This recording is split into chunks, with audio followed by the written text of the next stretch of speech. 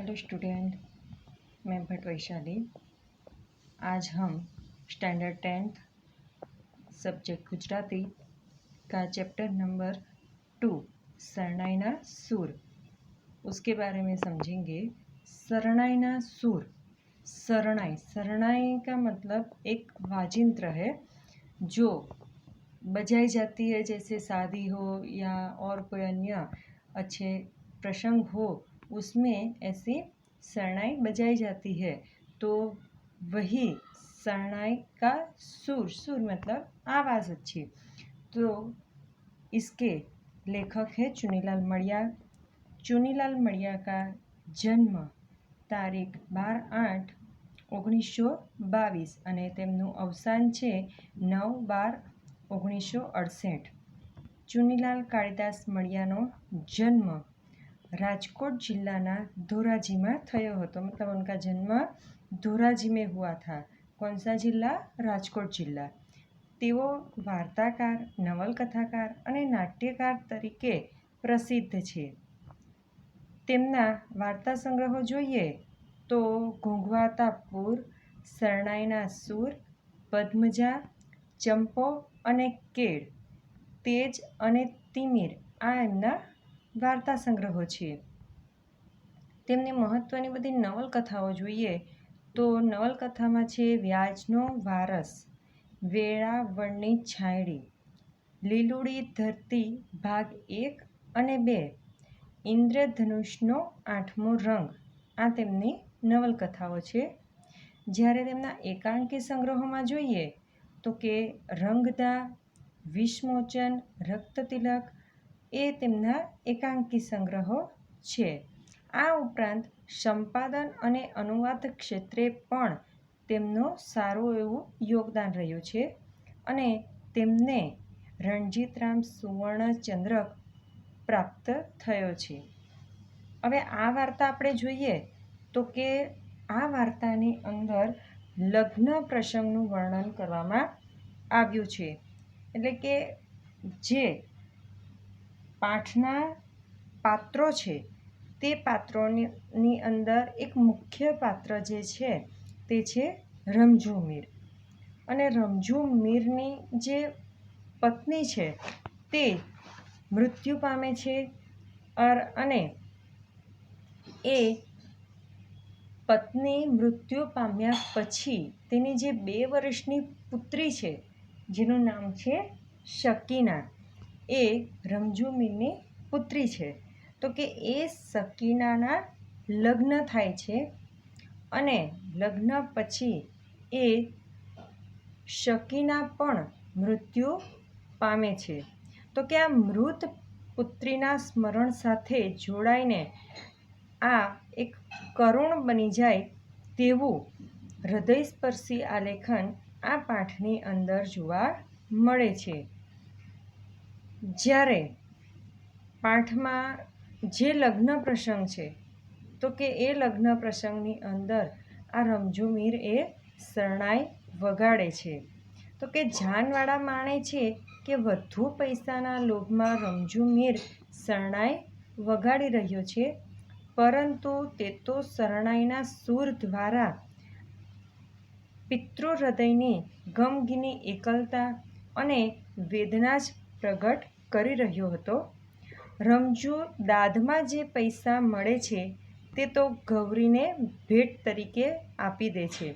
ત્યારે આ વાર્તાની અંદર એક મોટો જ વળાંક આવે છે। કન્યા વિદાય ગૌરીની છે, પણ રમઝુ માટે પોતાની પુત્રી શકીનાની બની રહે છે। મૃત પત્નીની કબર પાસે રમઝુ મીરની શરણાઈની એ છેલ્લી સુરાવટ હતી। ત્યાં અંત પામતી વાર્તા એ કરુણ રસની વાર્તા બની રહે છે। તો કે આ વાર્તા એ કરુણ રસ ઉપજાવે તેવી વાર્તા છે। તો સૌ પ્રથમ આપણે વાર્તાની અંદર જે પાત્રો આવે છે તો કે એ પાત્રોનો પરિચય આપણે મેળવી લઈએ। તો કે આ પાઠનું મુખ્ય જે પાત્ર છે તે છે રમઝુ મીર।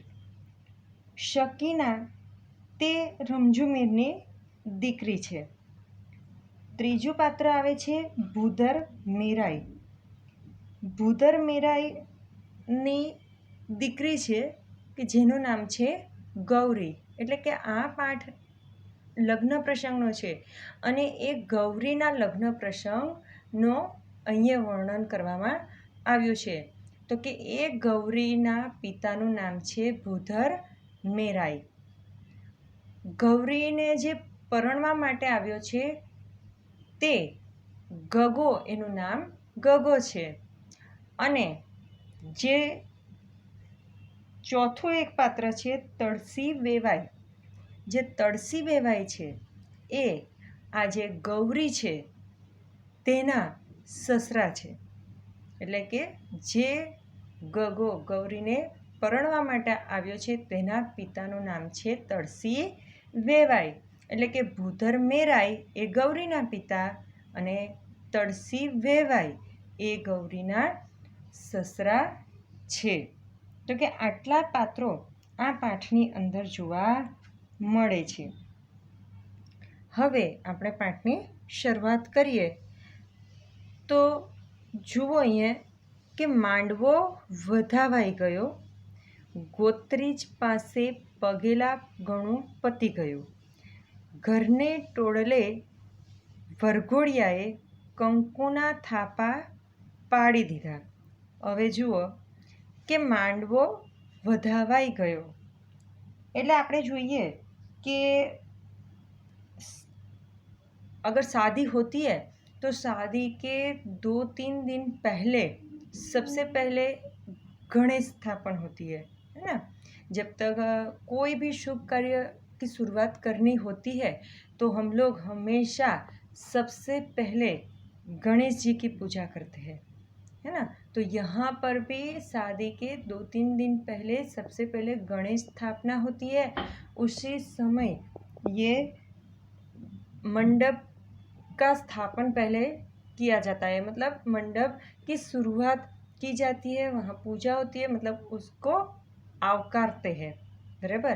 जब शादी हो जाती है तो उसको आवकारना पड़ता है.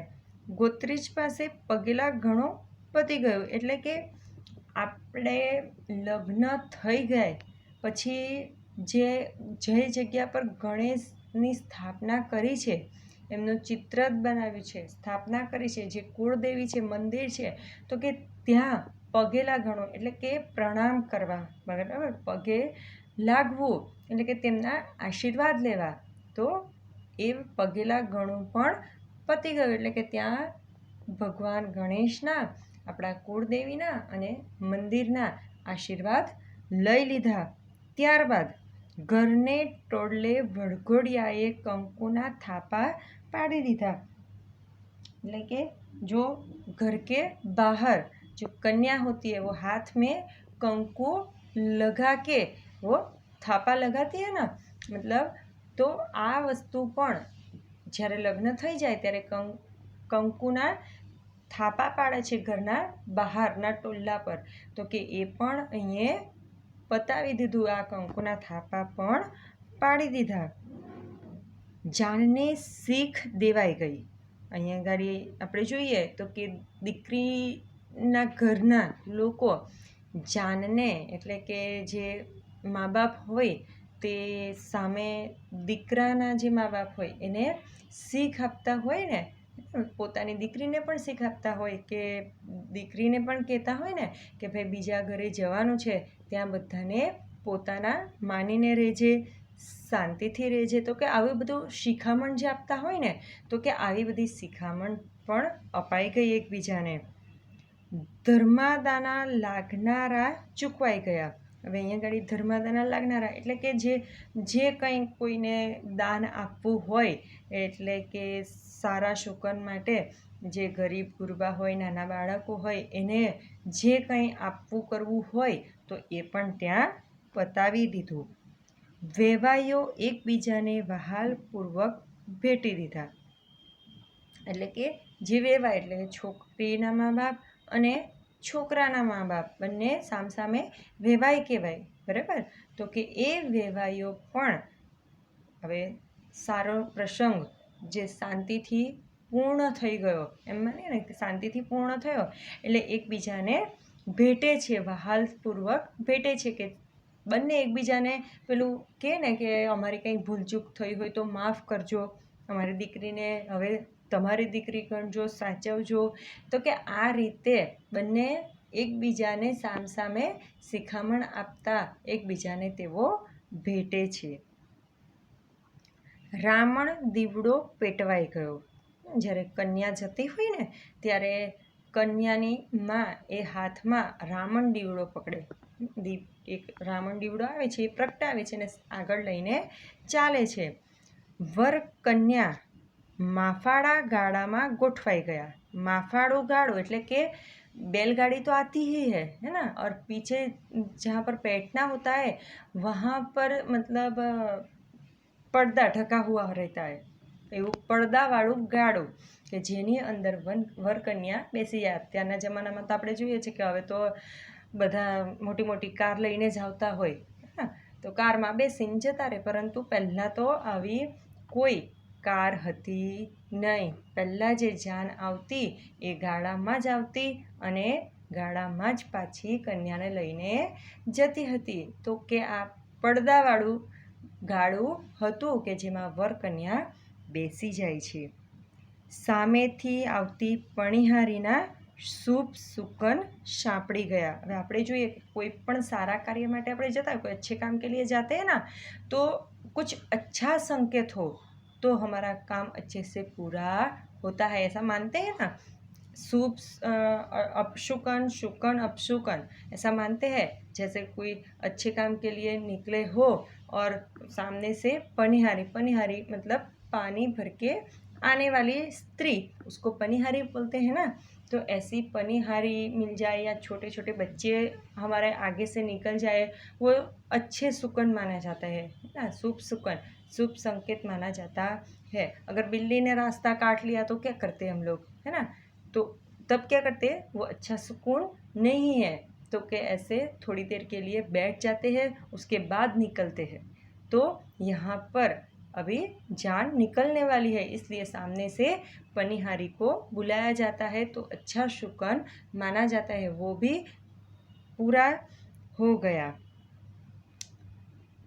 અને ગાડાનું પૈંડું સિંચાઈ ગયું. પૈંડું સિંચાવું એટલે કે તમે જોયું હશે કે જે પૈંડું હોય એટલે वो कार का हो या बैलगाड़ी का हो, कुछ भी हो, तो आगे उसके व्हील के नीचे मतलब नारियल रखा जाता है, दिया रखा जाता है और उसके ऊपर से मतलब वो निकाला जाता है, तो उसको भी शुभ शुकन माना जाता है. तो कि आ रीते पैंडुं पण सिंचाई गયું. અને ડોસા રમઝू मीरे शरणाईનો सूर छेड़ियो. जैसे ही वो जान निकलने लगी तब रमझू मीर अपनी शरणाई बजाने लगा. ઢોલીએ ઢોલ પર દાંડી પાડી અને સુહાગણોએ ગીત ઉપાડ્યું અને ગૌરીની જાન उगली गई. अभी ढोली ढोली भी अपना ढोल बजाने लगता है. पहले तो ऐसे देखा जाए तो पहले के ज़माने में गांव में ऐसे शरणाई वादक बुलाते थे, ढोली बुलाते थे. अभी आज के ज़माने में हम लोग देखते हैं ना कि डीजे आता है, बैंड वाले आते हैं, उसके साथ जान निकलती है. लेकिन पहले ऐसा नहीं था. पहले तो ढोली को बुलाया जाता था और ढोली अपने ढोल बजाते थे, शरणाई वादक अपने शरणाई बजाता था, उसके साथ ये जान आगे निकलती थी. और पीछे पीछे जो घर की या और गांव की जो स्त्री होती है वो भी अपने सुर में गीत गाती है और वो गीत गाते गाते आगे आगे जान निकलती है. ऐसे गौरी की भी जान आगे निकलने लगी. ગામડા ગામની સાવ સાંકડી શેરીમાં કોઈના ઘરની પછીત કોઈ કોઈના કરા સાથે ધક્કો અફડાવતું ગાડું માંડ માંડ શેરી સોસરવું નીકળ્યું. શેરી સોસરવું, શેરીની બહાર નીકળવું, બરાબર. એટલે કે गांव की जो गलियाँ होती है वो एकदम कैसी होती है, छोटी छोटी होती है ना. तो वो जो बैलगाड़ी थी वो इधर उधर टकरा टकरा के जैसे तैसे करके वो गली के बाहर निकलती है। जैसे ही वो गली के બહાર નીકળતી है ત્યાં તો મીરની શરણાઈ સાંભળીને આજુબાજુના બૈરાઓ વરરાજાને જોવા એકઠા થઈ ગયા. લાજના લાંબા ઘૂંઘટામાંથી જોઈ શકાય તેટલું ઝીણી નજરે જોઈને તેઓ કહેતા હતા, આ ભૂધર મેરાઈનો જમાઈ. गाँव में देखते हैं ना कि आती है कोई जान आती है, कोई भी नया कोई भी व्यक्ति आता है, वो तुरंत सब लोग बाहर देखने के लिए निकल जाते हैं और जान देखने के लिए तो इतने उत्सुक होते हैं, तो तुरंत सब लोग बाहर निकलने लगे. जैसे ही वो रमझू मीर की शरणाई सुनाई देती है तब सब समझ जाते हैं कि ये किसी की जान जा रही है या आ रही है. बराबर. तो यहाँ पे भी तुरंत ही ये शरणाई की आवाज़ सुनी और सब स्त्रियाँ बाहर निकल आती है.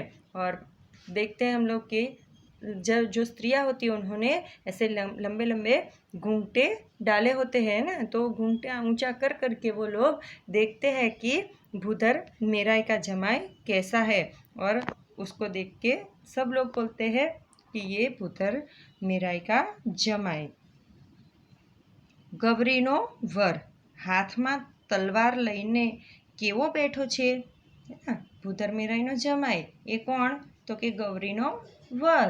તો સ્ત્રીઓ અંદર અંદર પેલી વાતચીત કરે ને કે જો આ ભૂધર મેરાઈનો જમાઈ અને એ કેવો બેઠો છે, હાથમાં તલવાર પણ છે ને હાથમાં તલવાર લઈને કેવો બેઠો છે.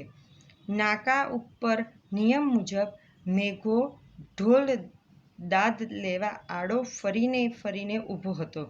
ना जे मेघो ढोली अतो एनु नाम शू हतुं? मेघो. यहाँ पे आपको पूछा जा सकता है कि जो ढोल बजाने वाला था उसका नाम क्या था? तो उसका नाम है मेघो. तो कि मेघो ढोली जेवो नाका पर पहुँचे छे એટલે કે શેરીનો નાકો શેરી पूरी थती होय है ना, लास्ट घर होता है जहाँ वो खत्म होती है गली, उसको નાકા બોલતે. તો એ નાકા પાસે જઈને મેઘો ઢોલી દાદ લેવા પૈસા લેવા માટે ઊભો રહી જાય છે. રમજુએ પણ શ્વાસ ઘૂંટીને શરણાઈ દબાવી. કન્યા પક્ષની સ્ત્રીઓએ ગીત ઉપાડ્યું. બરાબર કે જે રમજુ મીર છે તે પણ શું કરે છે? પોતાની શરણાઈ એ દબાવીને શ્વાસ ઘૂંટી ઘૂંટીને શરણાઈ વગાડે છે. અને ત્યાં જ कन्या पक्षनी स्त्रियों गीत गाए छे. એટલે કે शादी में हम लोग देखते हैं है ना कि कन्या पक्ष के लोग होते हैं वो कन्या की प्रशंसा करते हैं और वर पक्ष वाले उसके कटाक्ष में बोलते हैं और अपने वर का प्रशंसा करने लगते हैं. तो इस तरीके से दोनों एक दूसरे की खींचातानी करते हैं. तो यहाँ पर ये कन्या पक्ष वाले जो थे वो अपने गौरी की प्रशंसा के रूप में वो गीत गाना शुरू कर देती है. यहाँ पे गीत आपको दिया है कि आ 10 પીપળો, આ 10 દાદાના ખેતર. એટલે કે પોતાના ગૌરી પાસે શું શું છે અને શું છોડીને એ જવાની છે, તો કે એ બાબતનું આ ગીત गाय छे पोतानी. એટલે કે जो गौरी की अच्छाइयाँ है ना, उसके पास क्या अच्छी चीज़ें हैं वो जो छोड़ के जा रही है, वो ये गीत में बताते हैं कि 10 यहाँ पे पीपल है उसके तो, और उसके दादा के तो 10 खेत है. तो ये सुन के तुरंत वर पक्ष वाले भी अपना गीत चालू कर देते हैं अपने वर की प्रशंसा में, है ना. क्या बोलते हैं? खोलो गौरीबाई घूंघटो, जुवो सासरियाना रूप. सो कहे छे वो लोग भी अपने वर की प्रशंसा, अपने जो गांव की प्रशंसा कि आप भी अपना घूंघट खोलो और देखो कि अपने ससुराल का क्या रूप है.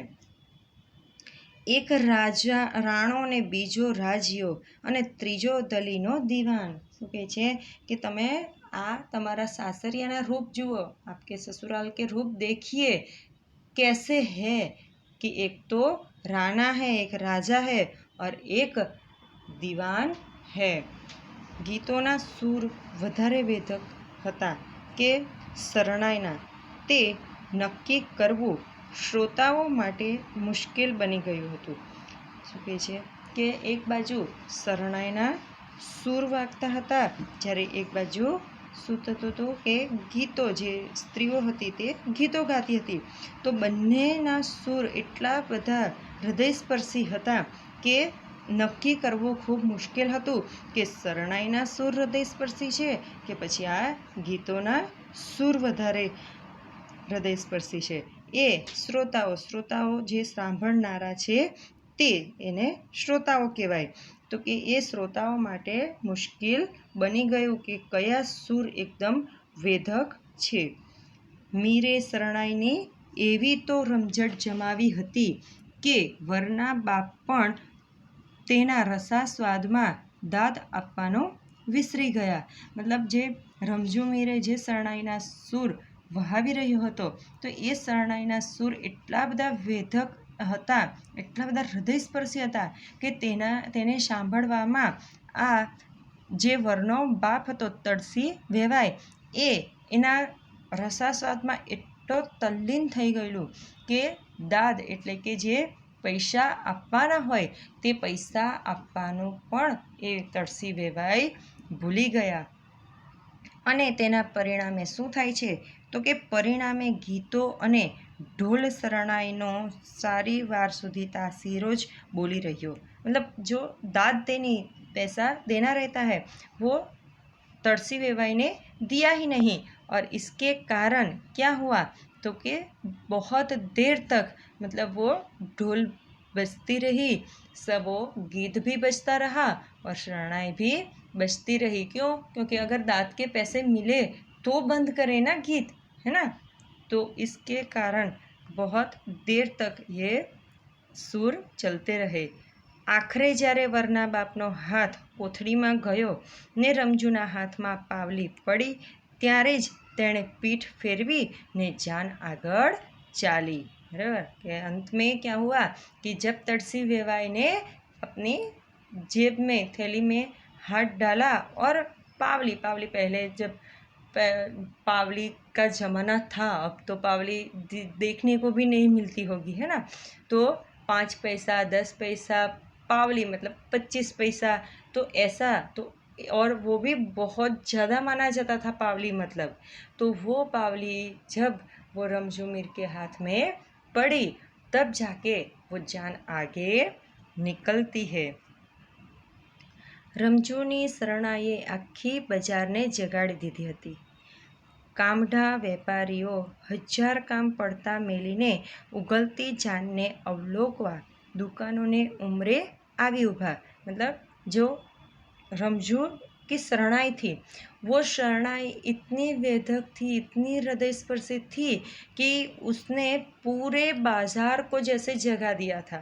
पूरे बाज़ार में उसकी शरणाई के सुर गूंजने लगते थे. तो वो सुनते ही सारे व्यापारी, जो सारे दुकानदार थे, वो अपना सब कुछ काम काज छोड़ छाड़ के वो बाहर निकल आते थे. क्या देखने? जान को देखने और रमजू मीर की शरणाई सुनने के लिए. सब काम सब छोड़ छाड़ के सब लोग बाहर निकल आए दुकान के बाहर. આખું સરઘસ અત્યારે જાજલ્યમાન રંગો વડે શોહાતું હતું. मतलब सरगस जैसे पूरी जो जान निकली थी, वो जान अभी कैसी दिख रही है? एकदम तेजस्वी, है ना.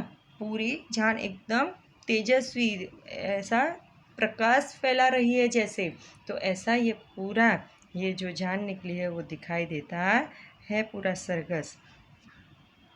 મોખરે રમજુના માથા પર લાલ મધરાસી ફેંટાના લીરા ઉડતા હતા. મેઘા ઢોલીએ લીલા રંગનું માથા બાંધણું બાંધેલું. બરાબર. તો અહીંયા ગાડી આપણે કે મેઘા ઢોલીએ માથા ઉપર શું બાંધેલું? તો કે લીલા રંગનું માથા બાંધણું તેણે બાંધ્યું હતું. જાનૈયાઓને વેવાઈઓવાળાઓ તરફથી કંકુના થાપા મારવામાં આવેલા, તેથી એ આખો સમૂહ લાલ ભડક લાગતો હતો. હવે જે जानैयाओं होता, जो जान लेके आए थे उसको जानैया बोलते थे, है ना। तो वो सभी जानैयाओं को क्या लगाया गया था? કંકુના થાપા, બરાબર। કંકુ હાથનો જે પંજો આવે આપણે, એ પંજા આખા લાલ લાલ કંકુવાળા કરે છે અને બધા જ જાનૈયાઓને એ કંકુવાળા પંજા મારવામાં આવતા હોય છે, એટલે કે લાલ રંગથી આખો એ જાન શોભી રહી હતી। એકદમ આખો સમૂહ કેવો દેખાતો હતો? એકદમ લાલ ચટક દેખાતો હતો। હીર ભરતના ઝૂલ ને સિંગડીઓ વડે શણગારેલા બળદ તો સાવ जुदा જ तरी આવતા હતા। मतलब जो बैलगाड़ी थी, है ना, तो उसमें जो बैल थे वो भी एकदम सुशोभित किए हुए थे। उनको भी क्या था? तो एकदम જ એમને હીર ભરતથી શણગારેલા હતા। તો કે એ શણગારેલા બળદ એકદમ સાવ અલગ જ તરી આવતા હતા। અત્યારે તમે સિમ્પલ બળદને જુઓ અને આખા એને શણગારીને જુઓ, જે તમે અત્યારે સાદા કપડાં પહેરો, હે ને, અને કોઈ લગ્ન પ્રસંગમાં જાઓ ત્યાં તૈયાર થાવ, તો તમે કંઈક અલગ જ તરી આવો છો ને, કંઈક અલગ જ રૂપ તમારું નિખરી આવે છે ને, દેખાય છે ને અલગ જ રૂપ, તેવું અહીંયા બળદ પણ એકદમ કંઈક અલગ જ દેખાય છે। ગાડામાં બેઠેલા વરરાજાનો જરિયન જામો, તેમના હાથમાંની તલવારનું રંગીન તેમજ કન્યાનું પચરંગી પટોળું એક વિશિષ્ટ રંગસૃષ્ટિ રચી જતા હતા। જુઓ અહીંયા ગાડી કન્યાએ શું પહેર્યું છે ને વરરાજાએ શું પહેર્યું છે, ને તેના વિશે બતાવવામાં આવ્યું છે। તો વરરાજાએ જરિયન જામો પહેર્યો છે ને હાથમાં એકદમ રંગીન તલવાર છે, અને આ કન્યાએ પણ શું પહેર્યું છે? પચરંગી, પાછો રંગોવાળું પટોળું પહેર્યું છે। તેમની પાછળ વિદાય ગીતો ગાતી સુહાગણોના અવનવા पटकुड़ों तो रंग मेड़ो जुआ मरतो हतो, है ना। जो पीछे पीछे जो स्त्री आती थी, जो लेडीज चलती थी, वो भी सब अलग अलग रंग में साड़ी पहनी हुई थी। तो कुछ अलग ही नज़ारा वहाँ पे देखने को मिलता था। जैसे मेला लगा हो, एकदम मस्त रंग मेला लगा हो, वैसा अलग अलग रंगों से भरा मेला दिख रहा था। तो कि ऐसे पूरी जान का जो वर्णन है वो यहाँ पे दिखाया गया है कि किसने क्या पहना था, वो पूरी जान कैसी दिखती थी। तो यहाँ तक हम लोग आज देखेंगे। यहाँ तक आपको पूरा पाठ समझना है, अपने आप पढ़ना है। अगर ध्यान से पढ़ोगे तो ही ये पाठ समझ में आएगा। पाठ बहुत ही अच्छा है ना। थोड़ा लंबा है और थोड़े शब्द भी थोड़े वेधक है, थोड़े हार्ड है, लेकिन अगर शांति से पढ़ोगे, समझोगे, तो ये पाठ बहुत ही अच्छा है और पढ़ने में भी मज़ा आएगा। ठीक है, इसके आगे हम लोग अगले वीडियो में देखेंगे। अस्तु, जय हिंद।